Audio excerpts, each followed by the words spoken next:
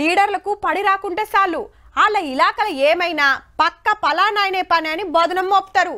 ఆ పార్టీ ఈ పార్టీ అనేం లేదు, ఎవ్వలైనా గంతే. అసలు ఏం జరిగిందో వాళ్ళ మనసుకు తెలిసిన మీదికి మాత్రం బట్టగాల్సి మీదేసుడు కామన్. 2 రోజులు ఆత్రమాత్రం చేసి ఆటెనక అందరు మర్చిపోతారు. మరి గీ కేసులు ఏమైతుందో? వనపర్తి జిల్లా లచ్చింపల్లిలో బీఆర్ఎస్ లీడర్ మర్డర్ అయిండు. నిన్న రాత్రి ఇంటి పక్క పండి పండుకున్న మనిషి తెల్లారేటోరకు శవమైండు. పోలీస్ కుక్కలు వచ్చి ఎంత మురుగు చూసినా ఎవరు చంపినరో జాడవాళ్లే. పాత ఎమ్మెల్యేకు దగ్గరి మనిషి అట.